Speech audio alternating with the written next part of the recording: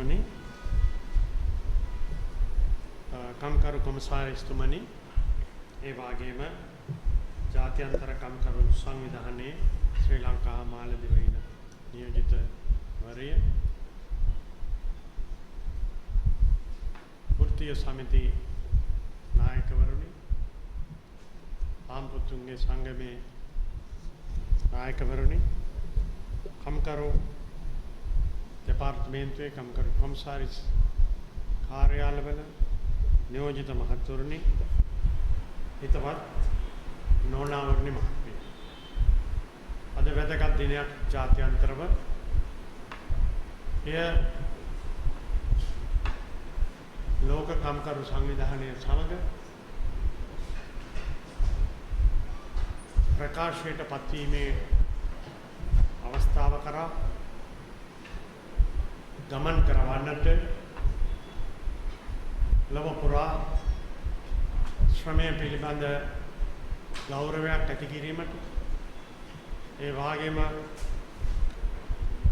ජනතාවගේ මානව අයිතිවාසිකම් පිළිබඳවත් රටින් රටට අනාගතයේ බාර ගන්න සිටින දරුවන් වෙනුවෙන් ඇති කරන ලද දැවැන්ත ව්‍යාපාරික ප්‍රතිඵලයයි. ඒ නිසා ඒ සියලු දෙනා අපි සිහිපත් කරනවා.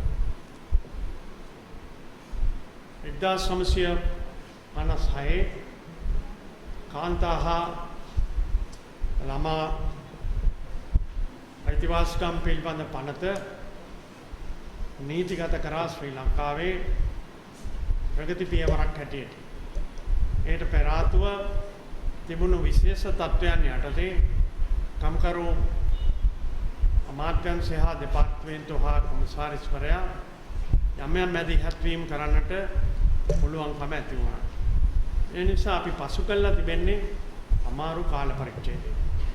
අපට ඇති කරන්න තියෙන්නේ වඩා සුබදායී වූ අනාගතය ළමා ශ්‍රමයට යොදවා ගැනීමට එරෙහිව අදාළ නීති රීති සමාජය මෙහෙවා ගැනීමට සමාජ ක්‍රියාදාමයේ ඒ තීන්දුව අනුව කටයුතු කරන්න පුළුවන් අවස්ථාවල් වලට දායක වන. කම්කරු අමාත්‍යංශයේ හැටියටත් කම්කරු දෙපාර්තමේන්තුවේ හැටියටත් ඒ විශේෂ අවධානය කැපවීම හා බැඳියාව යෙදিলা තිබෙනවා. අපේ රටේ විශේෂයෙන් කම්කරු අමාත්‍යංශය තුළ කම්කරු දෙපාර්තමේන්තුව සමග කාන්තා හා ළමා දෙපාර්තමේන්තුව පීඨා තිබීම සුවිශේෂයි. ඒ වගේම may I remind and convey to the ILO delegate representative in Sri Lanka and Maldives that our government very clearly under the labour legislation has established the Department for Women and Children, which has been working very closely with the ILO at every conference and contributing towards achieving the goals that have been laid down and also to follow up on the protocol and conventions that we adopted. Sri Lanka has made its contribution and we continue to make our contribution. Only a few weeks ago, our government led by His Excellency the President and as Minister of Labour, we adopted with the National Labour Council to raise the working age to 60 and also at the same time parallelly to get the school leaving age also to 60, which is also adopted by the cabinet along with our proposal. So we have made a very forward step which we plan, which will be a very strong contribution in protecting our children. The labor of children have been used and continue to be used in other countries, other societies. We are in solidarity, in support of all those movements which are trying to bring this international order to an agreement. මම මේට වැඩිය ඒ පිළිබඳ ජාත්‍යන්තර තත්ත්වය ගැන කටුණු කියන්න උත්සාහ දරන්නේ නැහැ. අපිට අපි පසු කරන්නේ දරුවන්ගේ අනාගතය ආරක්ෂා කර ගැනීමට අවශ්‍ය පියවරවල් ගැනීමේදී කම්කරු නීතිය පැත්තෙන් කම්කරු නීති දෙපාර්තමේන්තුව පැත්තෙන් අමාත්‍යාංශය පැත්තෙන් ඒ වගේම ජාතික ශ්‍රමය පිළිබඳ රජය ගන්නා වූ තීරණයන්ට ඒ දැවැන්ත බලපෑම ඇති කරන්නට පුළුවන්කම ජනතාවගේ සංවිධාන රජයේ දෙපාර්තමේන්තුව හැටියට අපි මැදිහත් වී කටයුතු කරන්න අවස්ථාවට සක්‍රියව හවුල් වීමයි. මේ නිසා යම් නීති රීති ඇති වී තිබෙනවා. ඒ නීති රීති අනුගමනය කරවා ගැනීමට කම්කරු දෙපාර්තමේන්තුවට අවශ්‍ය ඒ නීතිමය වගන්තිවල ශක්තිය ලබා දෙන්න රජයක් හැටියට අපි කටයුතු කිරීමේ බැදියාවෙන් පියවර රාශියක් අරන් තිබෙනවා. කලින් සඳහන් කර පරිදි වයස 16 අඩු දරුවන් සේවය දෙවීමට නොහැකි වන ලෙස මේ නීති සම්පාදනය කරන්න ජාතික කම්කරු සභාව අපිත් එක්ක එකඟ වෙලා ඒ කැබිනට් මණ්ඩලයට ගෙන ගොස් ජනාධිපතිතුමා ප්‍රධාන අමාත්‍ය මණ්ඩලය කම්කරු අමාත්‍යවරයා හැටියට එම ඉදිරිපත් කළපු කැබිනට් පත්‍රය අනුමත කර ක්‍රියාත්මක කරන්නට අවශ්‍ය පියවර ගැනීමට පුළුවන්කම සිටිනවා. ඒ අපිට ජයග්‍රහණයක් අද ඒ පිළිබඳව මේ අවස්ථාවේ කම්කරු දෙපාර්තමේන්තුවට මේ විශේෂ දෙපාර්තමේන්තුවට ඒ වගේම අමාත්‍යාංශයට ඒකත් වැඩි අපේ රටේ දරුවන්ට මේ අනාගත සුබ සිද්ධිය පිණිස කටයුතු කරන්න. කෙසේ නැත්නම් ශ්‍රමයේ යෙදුණොත් දරුවන්ගේ වටිනා කාල දරුවන්ගේ සෞඛ්‍ය තත්ත්වය දරුවන්ගේ අධ්‍යාපන අනාගතය දරුවන්ගේ නිදහස දරුවන් අපේ සංස්කෘතිය පරිසරය හැදෙන වැඩෙන අනාගතයට බාධා වෙනවා. හිංසා වෙනවා. දුක් විඳිනවා.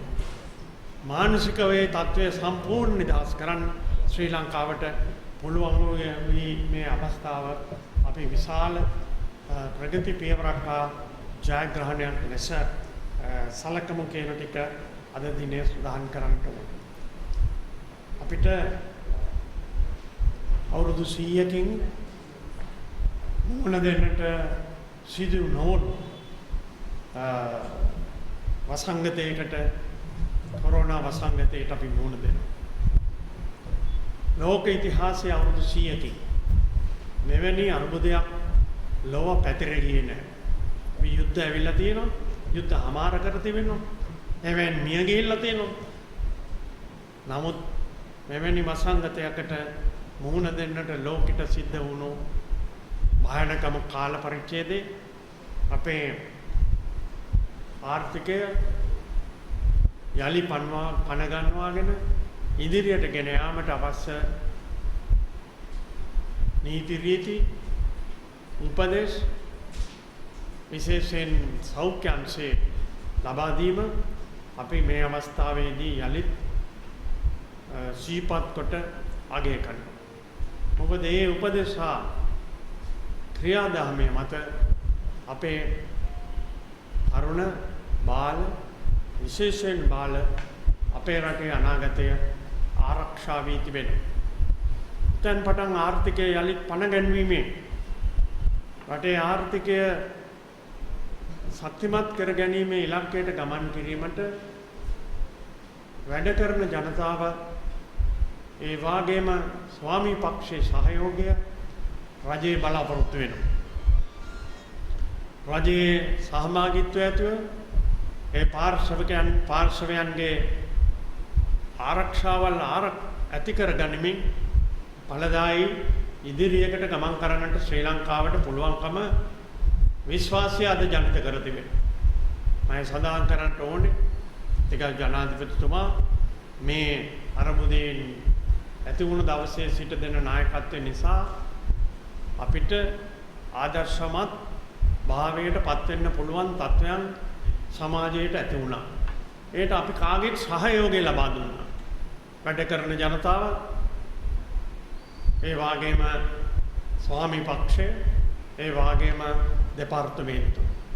ඉතින් මේ තත්ත්වය ඉක්මනින් ජයග්‍රහණය කරන්නට පුළුවන් ක්‍රියාදාමයට අපි ගමන් කරන්න එක් වී එකට ඉටු කළ හැකි ශක්තිමත් දායකත්වය ඇති කරමු කියන ටික අද ළමා ශ්‍රමය යෙදවීමට එරෙහි ජාත්‍යන්තර දිනේදී සඳහන් කරන්න කැමතියි.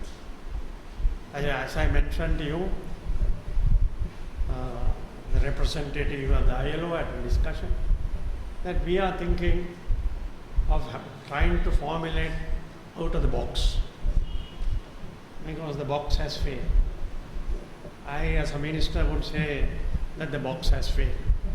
But we are capable of the achievements that we have inherited, not only Sri Lanka and across the world, to formulate new approaches that will keep us going and the working people and our societies in a more protective and happier conditions. I hope the ILO also will give us the necessary support, as we have always been given the support, advice, the guidance, because our president has very clearly stated, wherever it is necessary, let us move out of the box. If we are in the box, it is the old situation. The old situation is no longer there. It is entirely a new situation that we are facing across the world. I don't want to bring examples. Therefore, the ILO has a tremendous responsibility to bring all these related organizations and a lot of new thinking that has to come for post-COVID-19 development. That is the challenge we are facing. COVID-19 පරාජය කිරීම එයින් පශ්චාත් යුගයට මුහුණ දීම සඳහා වූ අභියෝගයේ ජය ගැනීමයි. අපිට එය ඉටු කළ හැකියි දැවැන්ත විශ්වාසයක් තමුන්නාන්සලා අපි කාටත් මේ දිනේදී අපේ දරුවන්ගේ අයිතිවාසිකම් කිසිවකට අත නොතබා එය ඉටු කර හැකි බවට සහතික කරන පණිවිඩයක් අද එක්කිරීමට කම්කරු අමාත්‍යාංශයේ විශේෂ කම්කරු කොමසාරිස් කාර්යාලය මේ දිනය සංවිධානය කිරීම ගැන අමාත්‍යවරයා හැටියට අපේ ස්තුතිය පුද කරමින් ලෝක කම්කරු සංවිධානයේ සමගත් අපේ රටේ අවශ්‍ය නීති රීති සකස් කර ගැනීම සඳහා අපි අත්වැල් බැඳගෙන එක්ව ගමන් කරන අනාගතයට කැපවී කටයුතු කරමු. ඔබ සැමට ස්තුතිය ප්‍රකාශ කරමි. මා සමගත්